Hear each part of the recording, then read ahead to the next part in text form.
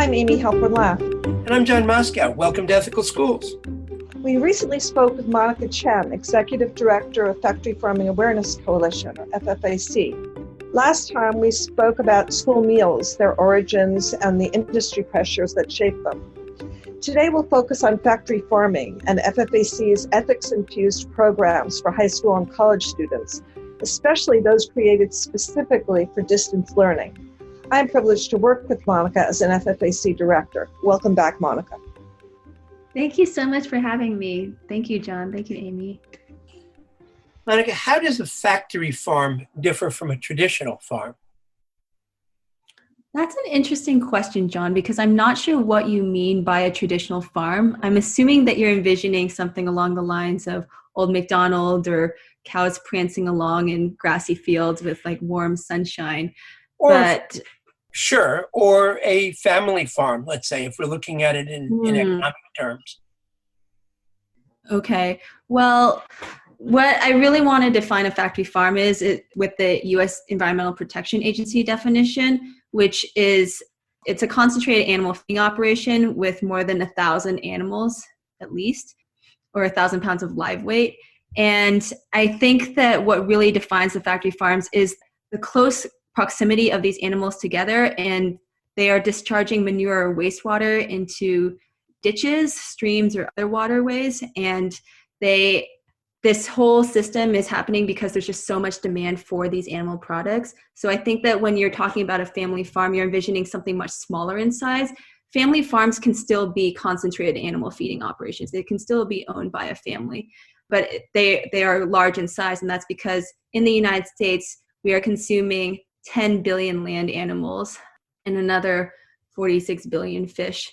And I think that sometimes when people talk about traditional or family farms, they're envisioning something like maybe you've seen at the grocery store labels such as cage-free or free range or organic, and it sounds really wonderful. And it sounds like the animals are actually able to be on grass, but that's just not true. Cage-free just means that they're not, for example, chickens in battery cages. They're just like crammed by the thousands into sheds. So I just wanted to give a little bit of like background there on like how sometimes the labels that we associate aren't as meaningful as we hope that they are. Absolutely. Are factory farmings, thinking of it in terms of this concentrated number of animals in a relatively cramped space, is this a new phenomenon, or how long have they been around? Yeah, so the original factory farms, we point to the story of Celia Steele in Delaware in the 1920s. And so she, again, was theoretically a family farm, but she found that she could be so much more productive, have so much more chicken to sell if she just put more animals inside. And so it's really the 1920s where you're seeing that growth. Monica, what are the impacts of factory farms on climate change? Oh my goodness, I have so much to say about this topic. Well, if you look at Project Drawdown, where there was an analysis of the top 100 solutions to addressing climate change, right there up in the top 5, you are seeing reducing food waste and plant-rich diets. The impact from food on climate change is immense. And the United Nations said that we really need a lot of nations to have their meat production and consumption. And so many times when we think about climate change, we're talking about, cars and transportation emissions. It's very clear that the impact from our food choices is just really great. In fact, if everybody in the US ate no meat or dairy just one day a week, it would be the equivalent of taking 7.6 million cars off of the road. Another thing that I want to mention in terms of climate change that I think a lot of people are forgetting does have to do with the fires in the Amazon right now. You might have seen articles about the terrible fires that are destroying, huge swaths of forest in Brazil. What people don't really understand is that many of these fires were started on purpose by farmers and ranchers who want to clear the land to graze beef, cattle, or grow corn and soy to feed to animals on factory farms. So that's a part of the picture that I think is often forgotten. And of course, losing, the Amazon and its trees, you're losing a carbon sink there, and that is also contributing to climate change. What role does methane from cattle play in climate change? Okay, so I want to be clear that just overall, the UN Food and Agriculture Organization has said that animal agriculture accounts for more greenhouse gases than all of the entire transportation sector combined. And part of the reason is that animals, and I'm going to speak specifically about cows, do directly emit greenhouse gases, but it's other animals as well. In the case of cows, they do burp methane, and their poop releases nitrous oxide. Methane is 20 times worse for the climate than carbon dioxide, and nitrous oxide is up to 300 times worse for climate change than carbon dioxide. So what's coming out of a cow's burps or out of its rear end, right, is up to 300 times worse than what's coming out of our cars. And then when you combine that with the fossil fuels required to grow the corn and soy and factor in all the deforestation, then meat's huge carbon footprint starts to make a lot of sense. Monica, what about natural resources? How do factory farms both deplete and pollute our natural resources?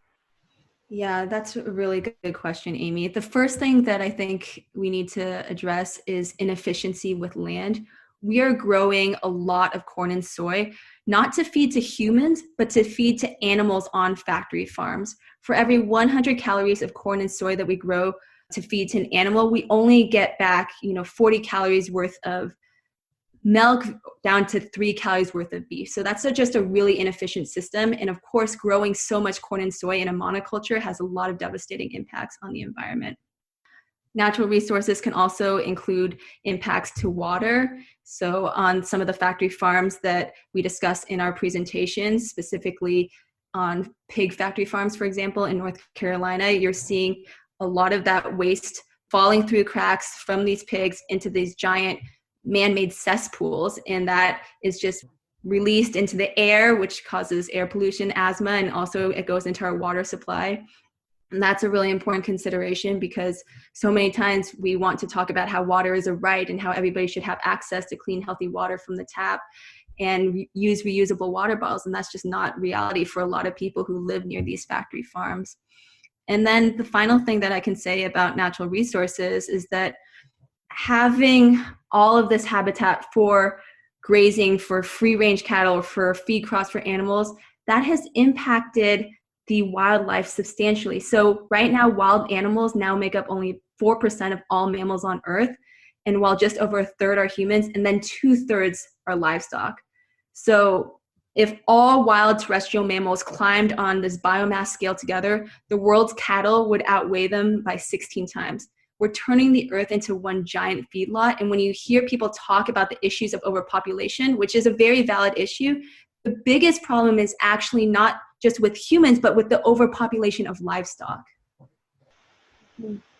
Monica, you and I live in California, where we're used to drought. Yes. What about the water that it takes to raise these animals and to turn them into food? Yeah, it takes tremendous amounts of water, and for some reason, actually it's not for some reason, I feel that here in California we talk a lot about taking shorter showers, and I ask the kids, what were you told to do while you were in school to save or conserve water? And they always say, we're supposed to, if it's yellow, let it mellow. We're supposed to make sure that we don't plant grass. You're supposed to be conscious when you're washing dishes, and that has to do with like your direct water usage, but it's not taking into account your food and all the water that was used to grow that food. Now, a lot of people in California in particular are very concerned about almond milk, and almonds taking up a lot of water. And it's true that almonds do take up a lot of water, but not nearly as much as cow's milk does, right? Because again, you're not having just the cows drink water, but all the food that the animal consumes takes up a lot of water, all the processing, etc. So you spoke last time about dairy cows and calves and factory farms. Could you talk briefly about what life is like for other animals in factory farms? You spoke a little bit in the beginning about chickens, but just give us a general picture. Well, chickens, for example, that are bred to lay eggs are now being forced to lay more than 300 eggs per year, which puts an enormous strain on her body. And about only 100 years ago, layer hens produced half as many eggs.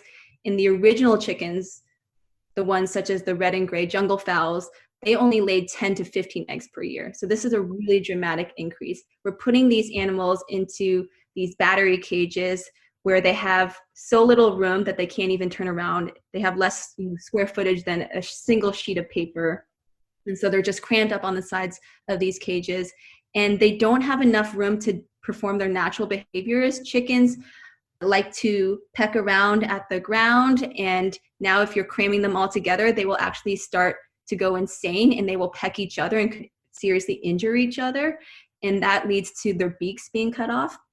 And I say this just because I think it's an example, as I said last time, of unnatural problems leading to unnatural solutions, right? So these animals would be pecking naturally, but because we put them so close together and created this unnatural environment, now we have to cut off their beaks.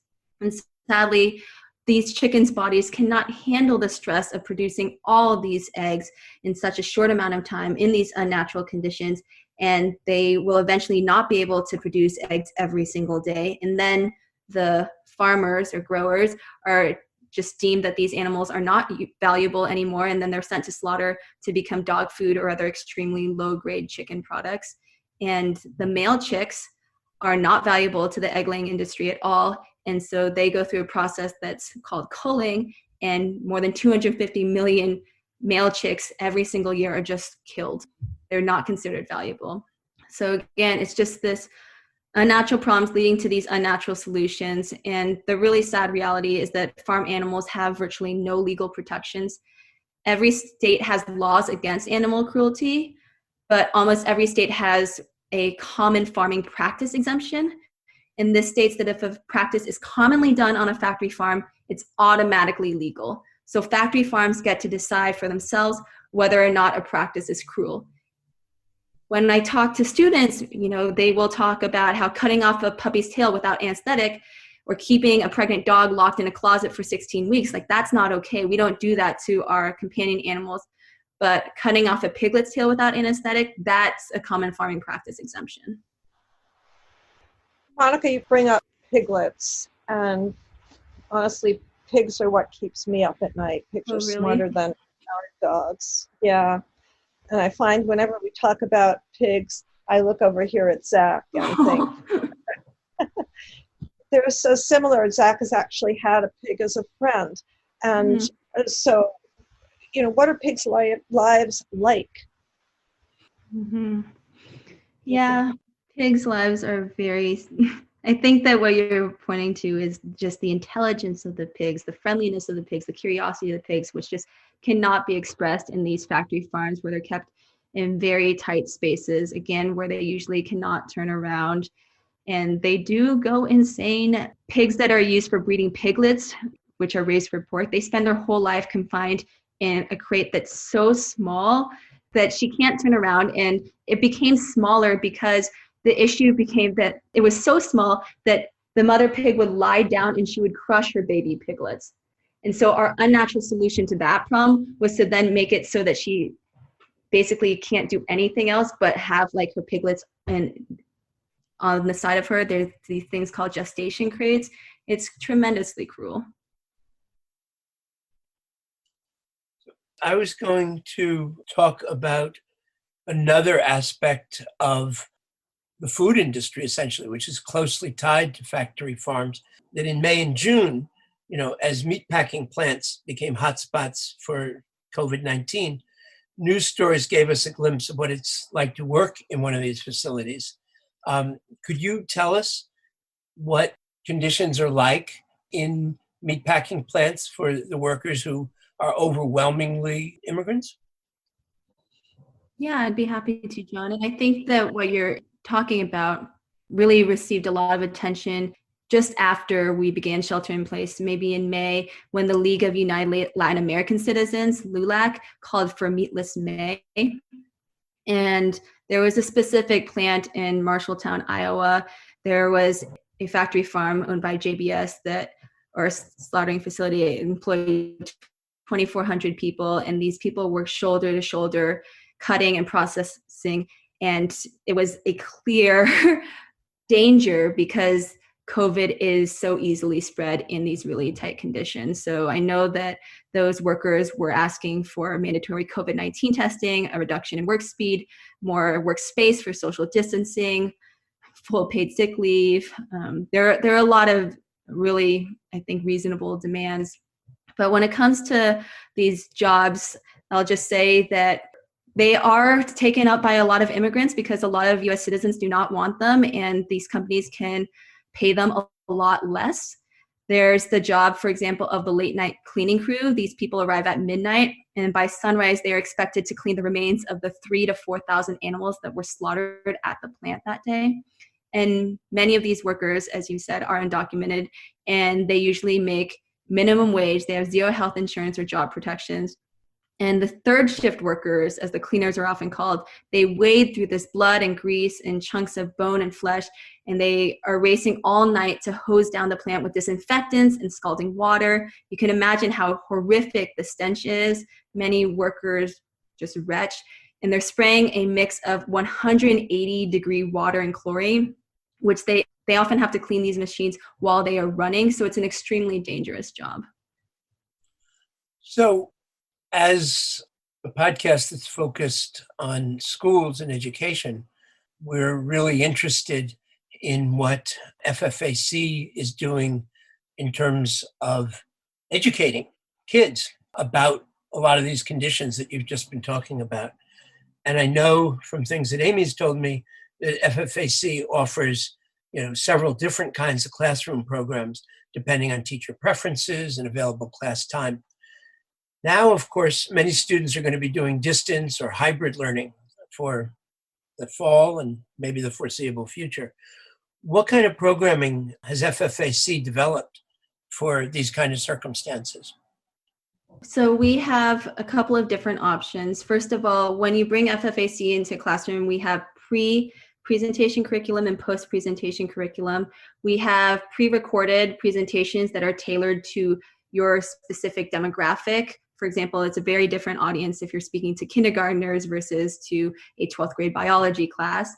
We have also been really thoughtful about making sure that sometimes there are schools that require asynchronous lessons, and that's when a teacher isn't teaching all the students at the same time. So we offer things on the Nearpod platform, for example, where part of a presentation will play and then there are assessment questions built in and then more of the presentation will play. And my personal favorite is the live virtual version of our work. We can present on any topic. What I really appreciate about FFAC, as I've said before on your podcast, is just that food does connect to so many different topics. When I taught about climate change, I felt that I was talking about climate change, and this is before FFAC, in a very limited way, again, focusing, on transportation or something like that. Now I can see that food connects to racial justice, it connects to pandemics, it connects to social justice. There's so much that we can fit into our curriculum. We present to business classes, we can do economics classes, marketing classes, English classes, we present in different languages. So there are a lot of different options available. And in our lessons, we are able to conduct conversations with the students over the virtual learning platforms such as Zoom and have actual discourse about why are we treating these animals this way? Why do we eat the things that we do? And we do that in a very, I think, culturally sensitive way. We're not telling people, oh, you must go vegan or anything direct like that. We're encouraging students to develop their critical thinking skills. And having students come to their own conclusions is far more valuable than anything somebody could do by just telling them, what to think. Really, we want to inspire critical thinking. What do some of these different presentations look like in terms of content, in addition to these issues of format that you're talking about?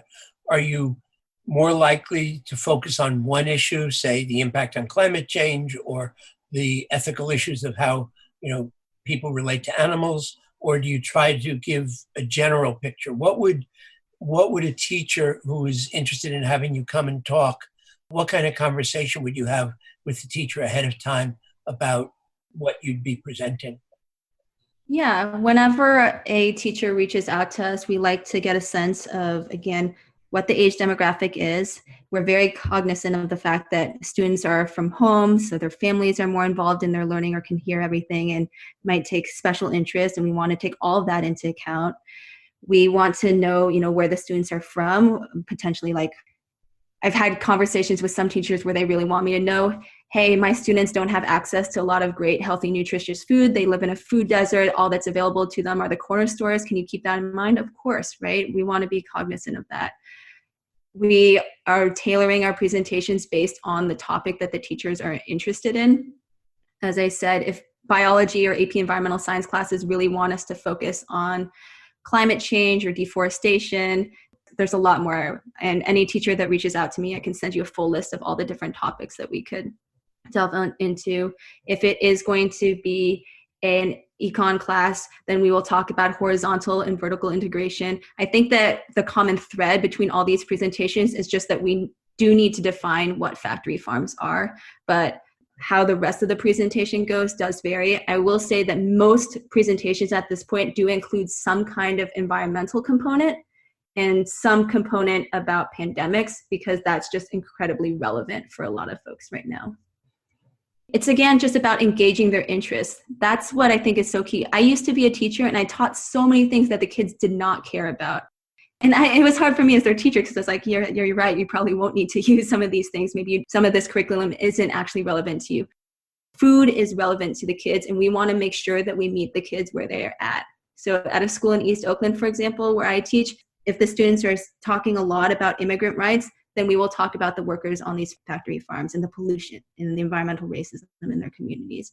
If we're talking to a group that cares about, like maybe it's 350.org, then we'll talk about climate change and lead with that. And then there's other connections that we can make afterwards. And of course, we will post Monica's contact information and FFAC's website so teachers and teacher educators can contact Monica and arrange for presentations in their classrooms or their virtual classrooms. Monica, could you tell us about FFAC's intern program? Yes, I'd be happy to, because this is a relatively new program that we only began 2 years ago. When FFAC first began, we were students who just saw that so many of our courses were not talking about food, and we filled a niche of raising awareness through classroom presentations. What we weren't doing up until 2 years ago was really mobilizing activists. There are so many students right now that are, and actually the teachers who bring us in semester after semester, they're also really passionate about this work. And we wanted to mobilize them, give them the tools to advocate for institutional change on their campuses. If there is a high school or a college dining facility, how can we bring more plant-based food options into their menus? We work with the students on other solutions. We want to help them focus on legislation, build up their public speaking skills. There's also a full curriculum that we offer to our interns. Basically, students who view our presentations, if they are interested in learning more, there are so many more connections that we want to make, because we want to help our students speak to anyone about how food is impacting their life. So our curriculum talks about masculinity and athleticism as it relates to food. It will talk about LGBTQ issues. It will talk about racism. There's so many things, and I'd be really happy to share more of that with any listener. And how can students who are interested find out more about the intern program and perhaps apply to participate? You can go to our website, ffacoalition.org, and then under the Get Involved tab, you can click on intern. You can also just go to ffacoalition.org/intern. Great. Monica, is there anything else that we haven't covered that you'd like to speak about? I think that I'd be remiss if I didn't make clear the connection about how factory farming is related to the emergence of infectious diseases. I'm really concerned that this link hasn't been made clear. And if I could just take a minute to explain, Sure. Then I hope that your audience members will be able to talk about this, especially if they are teachers, to their students. First, because of deforestation, humans and livestock are becoming more and more exposed to diseases that used to only be found in wildlife, such as bats. Livestock can easily become infected with the diseases from these wild animals and then spread the disease to humans. Climate change also accelerates the evolution of these new pathogens, making it easier for them to infect new hosts like livestock and humans. And third, when we change the land from forest or whatever else the land used to be to feedlots, we kill and displace wildlife and reduce biodiversity. And this reduction in biodiversity also amplifies the likelihood of disease spread. So evidence suggests that as climate change gets worse and humans continue to encroach upon wildlife, the spread of diseases such as COVID-19 will become more frequent. And finally, the American Public Health Association has urged for a moratorium on factory farms, in part because they are so concerned about the environmental waste, the overusage of antibiotics on these factory farms. And so I really want to make clear that we are seeing that raising animals in this way for our consumption is really impacting people. So this is a social justice issue. Thank you so much, Monica Chen of Factory Farming Awareness Coalition. And thank you, listeners, for joining us. We're posting transcripts of our interviews to make it easy to pull audio clips for classes and workshops. Let us know how you've incorporated ideas from our podcast or blog, or if there are topics you'd like to hear more about. You can email us at hosts@ethicalschools.org. Contact us if you're interested in professional development on social-emotional learning with a focus on ethics in the New York City area. You can check out prior episodes and articles on our website, ethicalschools.org, or on Facebook and Twitter @ethicalschools and Instagram. Our editor and social media manager is Amanda Denti. Till next week.